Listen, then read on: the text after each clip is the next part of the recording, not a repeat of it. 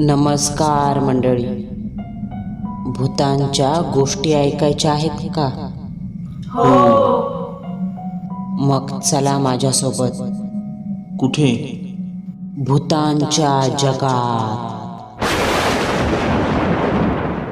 आपण आज जो सत्य अनुभव ऐकणार आहोत त्या अनुभवाचे लेखन अविनाश जोईल यांनी केलेले असून हा अनुभव त्यांना त्यांच्या वडिलांनी सांगितलेला आहे.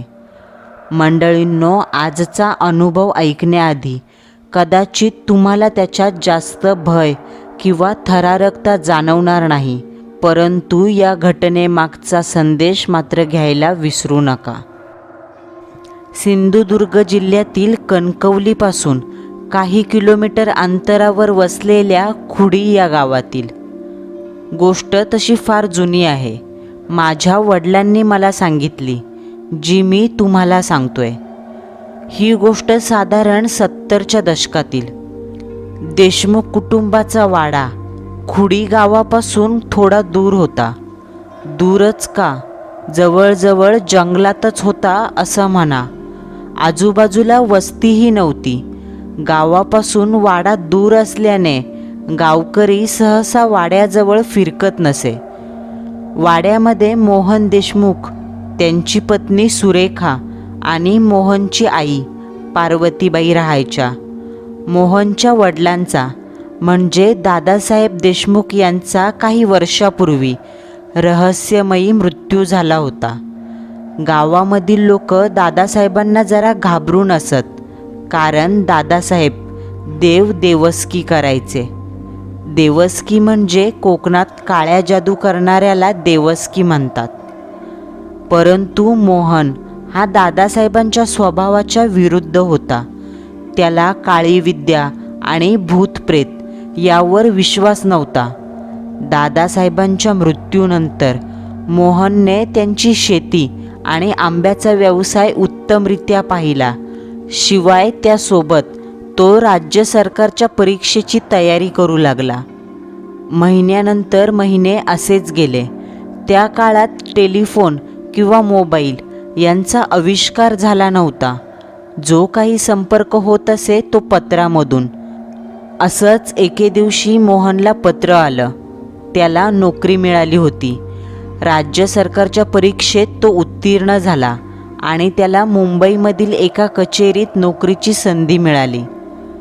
पत्र वाचून मोहनला खूप आनंद झाला, परंतु नोकरीसाठी मुंबईला जावं लागेल म्हणून तो चिंतेत होता.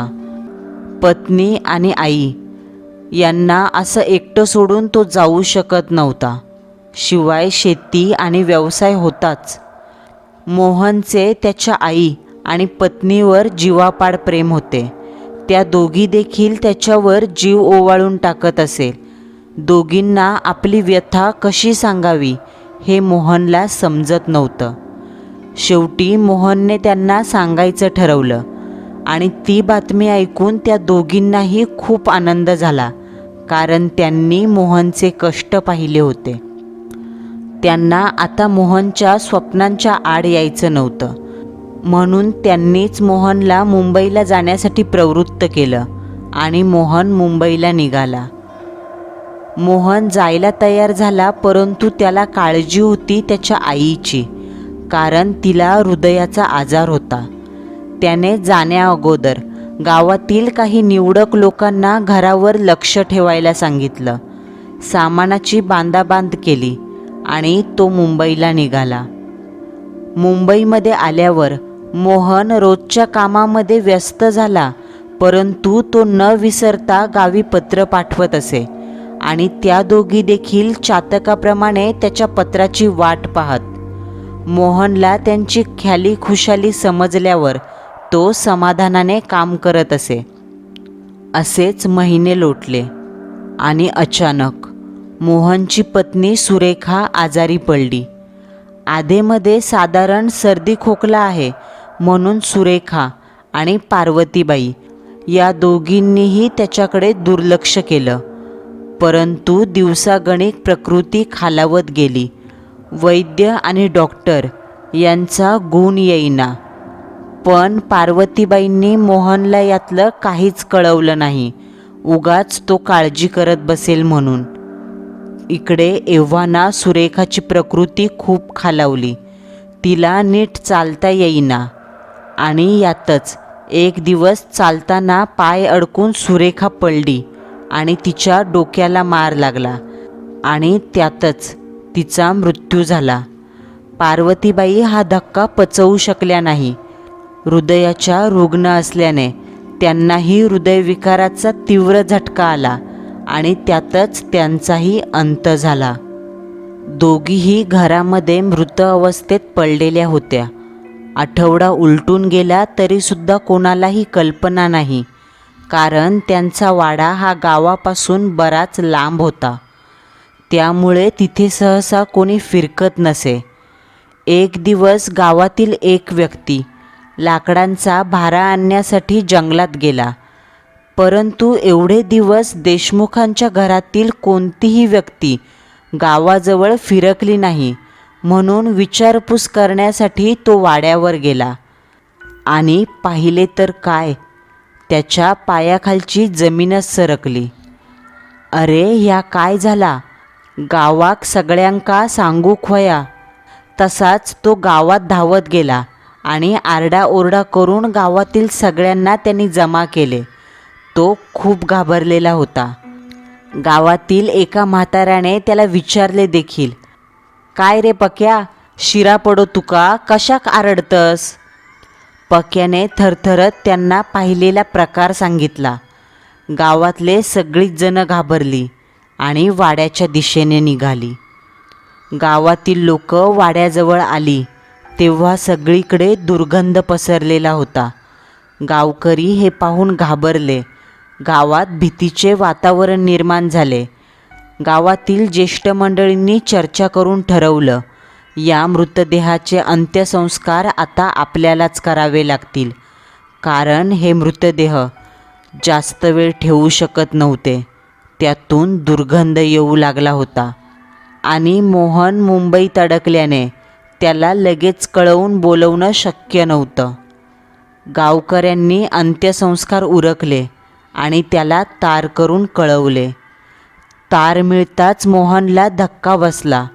त्याचे अश्रू अनावर झाले, कारण एकाच वेळी आई आणि बायको दोघांच्याही मृत्यूच्या बातमीमुळे त्याच्यावर दुःखाचा डोंगर कोसळला.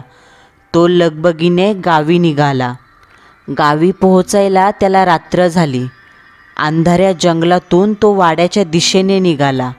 मनात वेगवेगळ्या प्रकारचे विचार चालूच होते. दुरूनच त्याला वाड्याच्या दिशेने उजेड दिसला.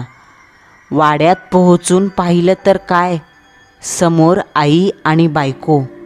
मोहन आलेला पाहून त्याच्या आईला आणि बायकोला खूप आनंद झाला. त्या धावतच त्याच्या जवळ आल्या. त्याच्या आईने विचारलं, अरे मोहन्या, अचानक कसं इलस? त्याचबरोबर त्याची बायको त्याच्यासाठी पाणी घेऊन आली. हा सारा प्रकार पाहून मोहन गांगारून गेला. त्याला काही कळेनासं झालं. त्याला वाटलं कोणीतरी त्याची चेष्टा मस्करी केली आहे, परंतु बायको आणि आईला जिवंत पाहून त्या आनंदात तो सारं विसरून गेला, कारण त्याची आई आणि बायको सुखरूप होत्या. त्या दोघीही मोहन आल्या म्हणून खुश होत्या. त्यांनी त्या दिवशी त्याच्या आवडीचं जेवण बनवलं. मोहन वाड्याच्या बाहेर अंगणात बसून त्या दोघींना न्याहाळत होता. अमावस्येची रात्र होती. सगळीकडे अंधार पसरला होता.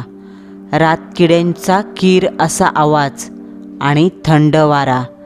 त्यात दिवसभराचा प्रवास, त्यामुळे तो दमलेला होता. तिथेच त्याचा डोळा लागला.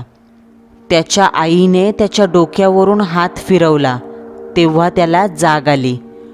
मोहन्या, बाळा उठ, जेवूक चल, भूक लागली असत ना तुका? तेवढ्यात त्याची बायकोही आली. अहो, तुमका आवडता म्हणून सुकाट आणि आळूचं फतफद केलंय. मोहनच्या तोंडाला पाणी सुटलं.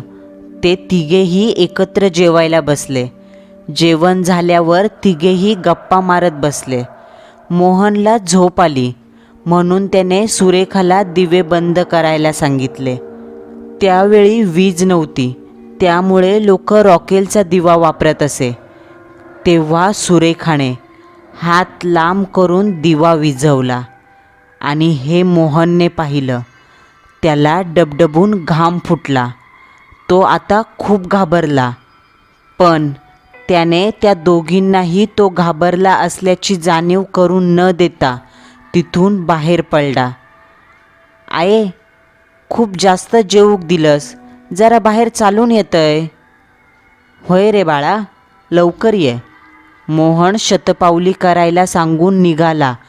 तो थेट गावात सरपंचाच्या घरी गेला. मोहनला घाबरलेलं पाहून सरपंचांनी विचारलं, काय रे मोहन्या, कधी इलस आणि एवढा घाबरलंस कशाक? मोहनने त्यांना घडलेला प्रकार सांगितला. सरपंचांनी मोहनला रात्रभर त्याच्या घरीच ठेवून घेतलं आणि सकाळी वाड्यावर गावकऱ्यांसोबत जायचं ठरवलं. पहाटे ते दोघेही उठून काही निवडक गावकऱ्यांसोबत वाड्यावर आले. वाड्याला कुलूप होतं. सरपंच पुढे येऊन म्हणाले, अरे मोहन्या, ह्या तर मी बंद केलेला तसाच हा. मोहन विचारात पडला, कारण त्याने काल बराच वेळ त्या दोघींबरोबर घालवलेला होता. त्याने गावकऱ्यांना कालचा घडलेला सारा प्रकार सांगितला. त्यावेळी एक म्हातारा म्हणाला, ह्या काहीतरी इप्रीत असा. तुझं नशीब चांगलं होतं म्हणान तू वाचलास. तेव्हा गावकरी तिथे नारळ देतात आणि मोहनला घेऊन गावात जातात. गावकरी मोहनला समज देतात आणि त्याला तिथून निघून जायला सांगतात. मोहन मुंबईला येण्याचं ठरवतो. तिथून निघताना त्याला भरून येतं. पाय जड होतात, कारण त्याचे घर, त्याच्या आठवणी वाड्यामध्ये असतात. त्याची आई आणि बायको दोघीही गेल्या. भरल्या अंतःकरणाने मोहन गावातून निघाला. मंडळींनो, वेळ कधीच सांगून येत नाही. मोहनच्या बाबतीत सुद्धा तसंच झालं. म्हणून वेळ असते तेव्हा आपल्या कुटुंबाला वेळ द्या. वेळ निघून गेल्यावर आपल्या गाठीशी काहीच उरत नाही. मोहनच्या आईचं आणि बायकोचं त्याच्यावरचं प्रेम एवढं होतं की मृत्यूनंतरही त्यांचा आत्मा मोहनसाठी अडकून पडला आणि त्यांना मोहनबरोबर वेळ घालवता आला. आपली माणसं आपल्यापासून जरी लांब गेली तरी त्यांचा अंश हा काही काळ आपल्या बरोबरच असतो. आजचा सत्य अनुभव तुम्हाला कसा वाटला हे कमेंट करून नक्की कळवा. पुन्हा भेटू. नवा सत्य अनुभव, नवा थरार.